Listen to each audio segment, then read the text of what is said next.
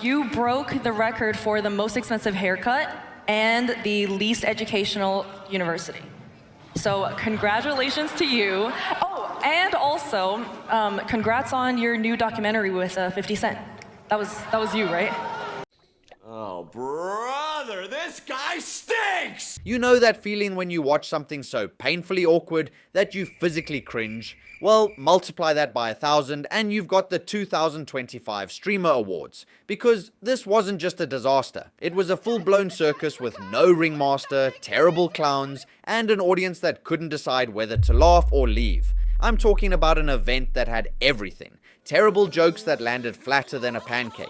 People storming the stage like they're Kanye West, and enough secondhand embarrassment to fuel a therapy session for the next decade. But how exactly did the Streamer Awards become the most cringe-inducing train wreck of the year? Well, first let's set the scene. The Streamer Awards is an annual event hosted by QT Cinderella, where she brings together the biggest names in streaming to celebrate their accomplishments. Everything from awards for Best Streamer, Best Duo, and Streamer of the Year. All that good stuff. It's basically the Oscars, but for people who play video games or yell at their chat for a living. Now, I'll give credit where it's due. The idea behind the Streamer Awards is actually pretty cool. It's all about bringing together the community, celebrating creators, and recognizing streaming achievements. Which sounds great in theory, but in practice, this year's show was an absolute disaster. So first let's talk about the jokes, because whoever was writing these needed to be fired on the spot. We're talking about jokes so bad that even a middle school talent show would have rejected them. The delivery was awkward, the punchlines fell flat, and half the time, people in the audience looked like they wanted to crawl under their seats and disappear. Take the moment when they made a Diddy joke about Kai Cenat. Yeah, you heard that right. They literally compared Kai to Diddy. You know, the guy currently locked up for some absolutely heinous crimes? Yeah, him. So congratulations to you. Oh, and also, congrats on your new documentary with 50 Cent. That was you, right? Now, look, I get it. Roasting is part of these award shows, but there's a difference between a clever roast and just being straight up disrespectful. Comparing someone to Diddy isn't edgy, it's not funny, it's just uncomfortable, especially when Kai is sitting right there clearly not amused by the whole thing. And that's when things got even more awkward, because then Ty Lil decided to grab the mic and call out the host. If you all gonna be on the mic making jokes, at least let it be funny. If you all gonna be on the mic making jokes, at least let it be funny. I thought it was... Have a good night.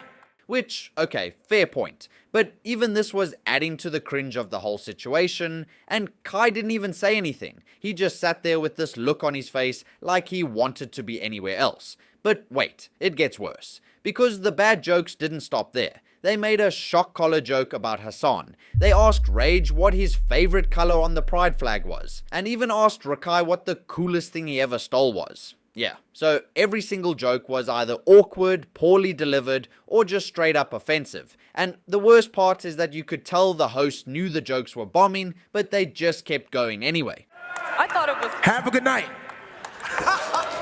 Here. Do you want to do a joke? It was one of those situations where the delivery was so stiff and uncomfortable that it felt like watching someone read from a teleprompter for the first time.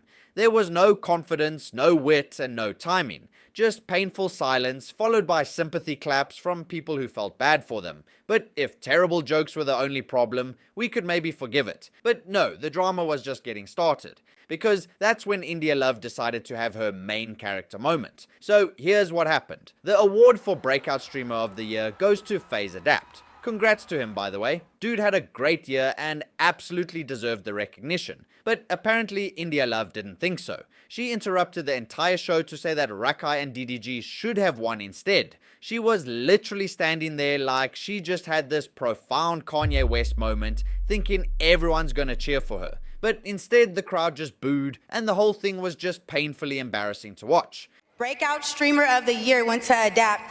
And congratulations, and we respect you for what you did. But Rakai should have won Breakout Streamer of the Year and DDG. I don't care what y'all say. Shout out Rakai, shout out, blah, blah, blah, blah, blah.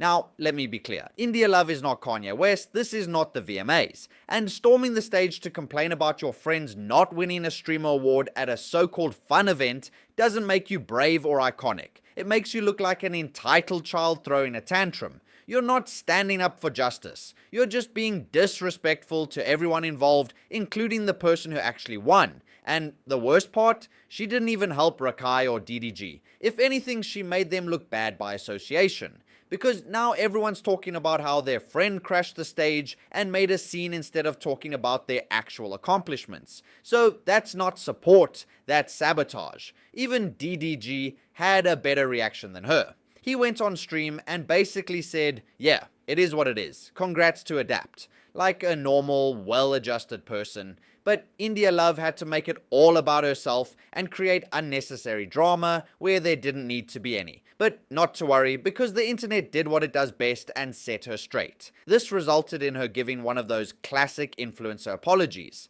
A true apology meaning give no excuses or explanation for my behavior last night at the awards.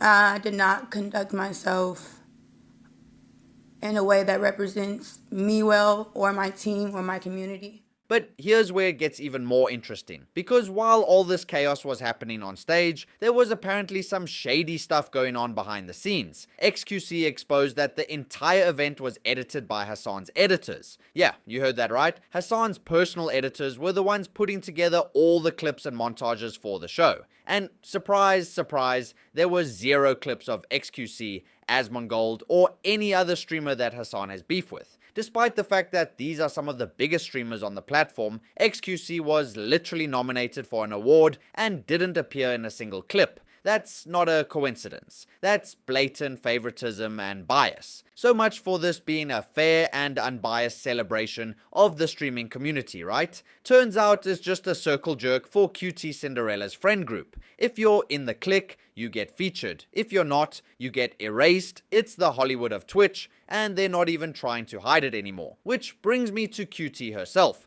Because throughout this entire disaster, she's trying to play both sides. She's making shock collar jokes about Hasan, acting like she's in on the meme. But behind the scenes, she's hiring his editors and protecting him from criticism. She's making jokes about Dan Clancy hitting on her friends, but she's not actually calling out any real issues on the platform. So it's all performative and it's all for show. She wants to seem relatable and funny, but she's not willing to actually take a stand on anything. And that's the problem with this entire event. It's fake. It's manufactured. And it involves a bunch of select streamers patting each other on the back while pretending they're doing something meaningful. Which is ironic, because at the end of the night, QT gives this big speech about togetherness and building bridges and supporting each other. She's talking about how we're all too quick to criticize online and we need to slow down and appreciate one another. Which sounds great, until you remember that this is an invite-only event where half the biggest streamers weren't even allowed to attend or be nominated.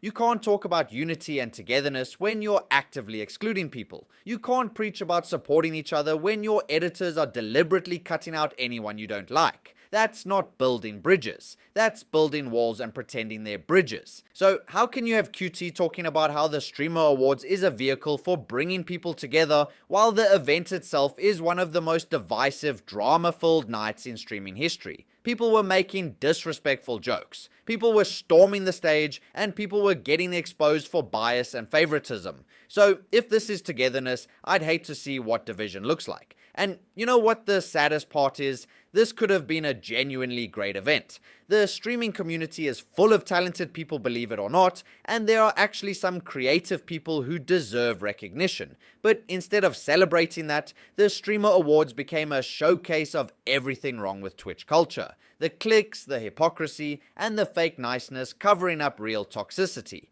It's the same pattern we see over and over again. These streamers build their brands on being authentic and relatable, but the moment they get successful, they turn into the exact thing they used to criticize. They form their little exclusive clubs, they protect their friends no matter what, and they act like they're better than everyone else. But the audience sees straight through it. That's why people were roasting the event online.